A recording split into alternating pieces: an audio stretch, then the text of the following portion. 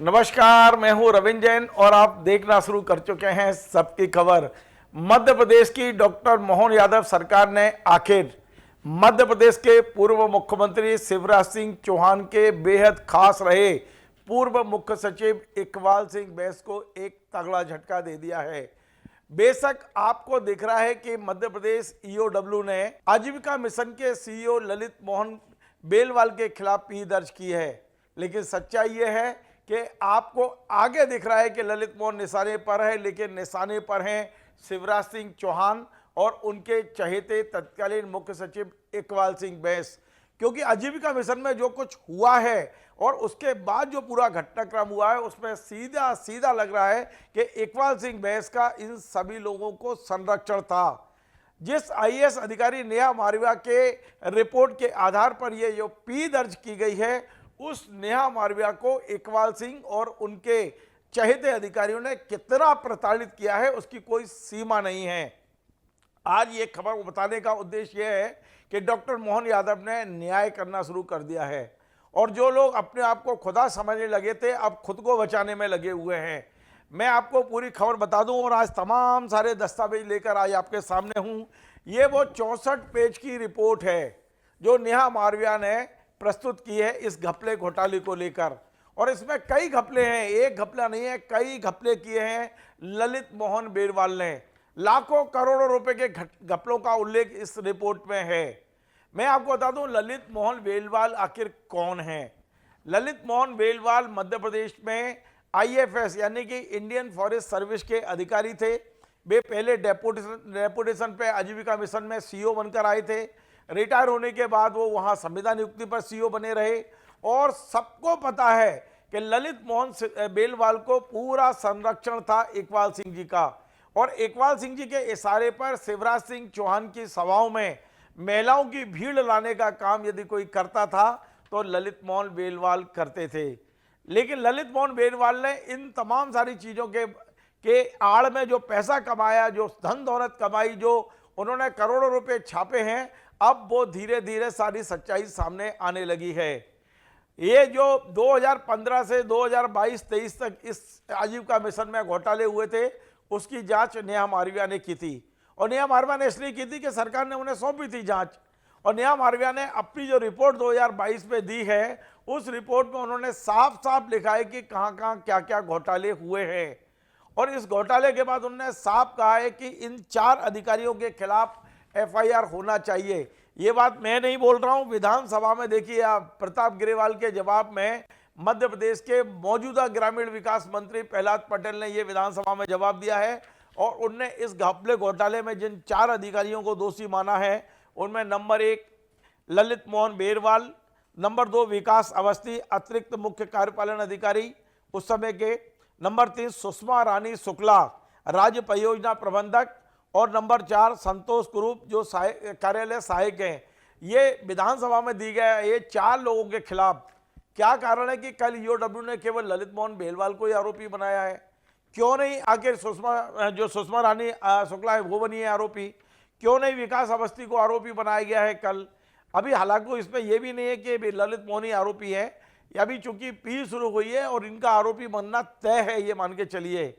लेकिन इस आगे बढ़ने से पहले मैं आपको बता दूं कि डॉक्टर मोहन यादव की सरकार ने ये पहला झटका नहीं दिया है शिवराज सिंह चौहान और उनके चहेते लोगों को।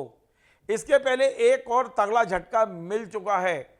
अब शिवराज जी को सोचना है कि उनके कार्यकाल में जो भ्रष्ट लोग थे यदि वे खुद उन्हें दंडित कर जाते तो ये नौबत नहीं आती जो डॉक्टर मोहन यादव को करनी पड़ रही है। आपको मालूम है अब से कुछ दिन पहले मध्य प्रदेश के जो एक धनाढ़ विधायक है संजय पाठक, उन्होंने उनकी परिवार की कंपनियों ने सहारा जो इंडिया कंपनी है उसकी कुछ जमीनें खरीदी हैं। आरोप यह लग रहा है कि 1000 करोड़ की जमीनें करीब 90 करोड़ में खरीद ली गई हैं, और इसे लेकर भी जब शिकायत ईओडब्ल्यू पहुंची तो ईओडब्ल्यू ने बाकायदा पी दर्ज की और प्रेस नोट जारी किया, पूरे दुनिया को बताया कि हमने ये आरोप दर्ज कर लिया है। सब जानते हैं कि संजय पाठक जी किसके नजदीक हैं। वे मध्य प्रदेश भारतीय जनता पार्टी के प्रदेश अध्यक्ष वीडी शर्मा के नजदीक हैं, और दूसरे नंबर पे वे मध्य प्रदेश के तत्कालीन मुख्यमंत्री शिवराज सिंह चौहान के बेहद नजदीक माने गए। तो शिवराज जी और बीडी को एक तगड़ा झटका पहले ही मिल चुका था, लेकिन कल जो ललित मोहन बेलवाल के खिलाफ शिकायत हुई है और शिकायत भी दर्ज की गई है, उसके बाद आप ये मान के चले कि शिवराज सिंह चौहान और उनके चहेते पूर्व मुख्य सचिव इकबाल सिंह बैंस समझ लीजिए निशाने पर आ चुके हैं। मोहन यादव ने खुली छूट दे दी है ईओडब्ल्यू को कि आप कार्रवाई करिए, यदि इनने भ्रष्टाचार किया है तो इन्हें छोड़ने की जरूरत नहीं है, ऐसा लग रहा है। अब मैं आपको बता दूं, पहले आपको एक फोटो दिखाता हूं। यह फोटो जरा गौर से देखिए। इसमें इकबाल सिंह जी बैठे हैं, उनके बगल में ललित मोहन बेलवाल बैठे हैं और इकबाल सिंह जी की दृष्टि जो सामने एक महिला की तरफ है, ये हम कोई गलत नहीं बोल रहे, एक सामान्य दृष्टि है कि ये सुषमा रानी शुक्ला हैं। सुषमा रानी शुक्ला आजीविका मिशन में पिछले लंबे समय से सबसे ताकतवर महिला कैसे बनी, किसका संरक्षण था इनको? इनके सारे दस्तावेज फर्जी हैं, मैं बोल रहा हूं, रिपोर्ट में भी लिखा हुआ है। और इन पर ऐसी कृपा बरसी हुई है ललित मोहन बेलवाल की, इकबाल सिंह बैंस की, कि अब आजीविका मिशन में वही कुछ हुआ जो सुषमा रानी शुक्ला ने चाहा। सुषमा रानी शुक्ला कितनी पावरफुल है कि मध्य प्रदेश में शिवराज सिंह चौहान हो तो सुषमा रानी शुक्ला दिखती है, मैं फोटो दिखाता हूं। मध्य प्रदेश के राज्यपाल का दौरा कहीं हो रहा हो तो सुषमा रानी शुक्ला दिखती हैं। मध्य प्रदेश में प्रधानमंत्री नरेंद्र मोदी आए तो सुषमा शुक्ला दिखती हैं। मध्य प्रदेश में राष्ट्रपति मुर्मू जी आए, द्रौपदी मुर्मू जी, तो सुषमा शुक्ला दिखती हैं। आखिर आजीविका मिशन की एक ऐसी महिला जो फर्जी कागजातों पर नौकरी कर रही है, वो तमाम सारे पदाधिकारियों के साथ, तमाम सारी हस्तियों के साथ वही नजर क्यों आती हैं? वो इसलिए नजर आती हैं क्योंकि उन पर इकबाल सिंह बैंस की कृपा है, क्योंकि उन पर ललित मोहन बेलवाल की कृपा रही और इस पूरे आजीविका मिशन को पर्दे के पीछे से चलाने वाली यही महिला थी। अब मैं आपको बताता हूं, इस शिकायत में भी लिखा गया है और विधानसभा में जवाब भी दिया गया है कि ये जो सुषमा रानी शुक्ला हैं, इन्होंने अपने पूरे परिवार को आजीविका मिशन में नौकरी दिला दी। आखिर इनके पास ऐसा क्या था? सुषमा रानी शुक्ला के पास आखिर ऐसी क्या ताकत, क्या योग्यता थी कि खुद फर्जी कागजों पे, दस्तावेजों पे नौकरी कर रही हैं और इनने अपनी ताकत का उपयोग करके अपने पति को, बहन को, ननंद को, तमाम सारे रिश्तेदारों को इसमें नौकरी पे लगवा दिया। आखिर ऐसा क्या था? हमारे पास जो सूची है जो कल ईओडब्ल्यू ने जारी की है कि सुषमा रानी शुक्ला के कौन कौन से रिश्तेदार इस समय आजीविका मिशन में काम कर रहे हैं। देवेंद्र मिश्रा, सुश्री अंजू शुक्ला, मुकेश गौतम, ओंकार शुक्ला, आकांक्षा पांडे, ये सब इनके परिवार के लोग हैं जो आजीविका मिशन में सुषमा रानी शुक्ला ने लगवाए। आखिर ऐसा क्या था सुषमा रानी शुक्ला में? ये अब जांच का विषय बन गया है और ईओडब्ल्यू अब जांच कर रहा है इसकी। ईओडब्ल्यू ने बहुत सख्ती से जांच शुरू की है। आप आइए देखते चलिए आगे क्या होने वाला है। अब आपको बता दूं ईओडब्ल्यू ने जांच किस आधार पर की है।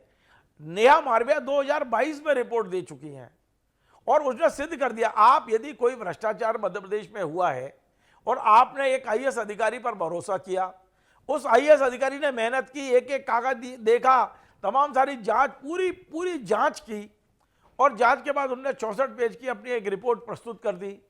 अब राज्य सरकार को चूंकि इनको बचाना था, क्योंकि मुख्य सचिव इकबाल सिंह बैंस है और इकबाल सिंह बैंस के बिल्कुल संरक्षण में ये सारे घपले घोटाले चल रहे हैं, तो उन्होंने जांच के लिए को दबा के बैठ गए जांच को।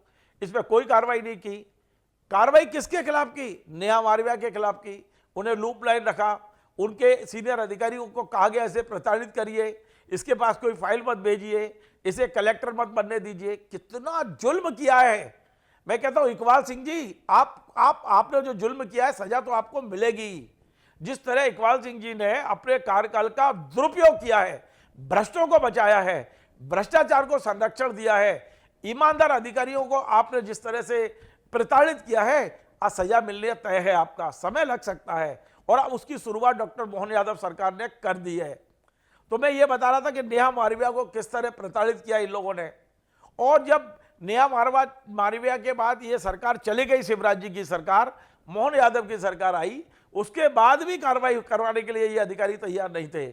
इकबाल सिंह जी के कई चहेते अधिकारी अभी भी यहां बैठे हुए हैं और जांच के बाद जांच, नेहा मारविया की रिपोर्ट का भी कह रहे हैं कि हम लोग उसका परीक्षण कर रहे हैं।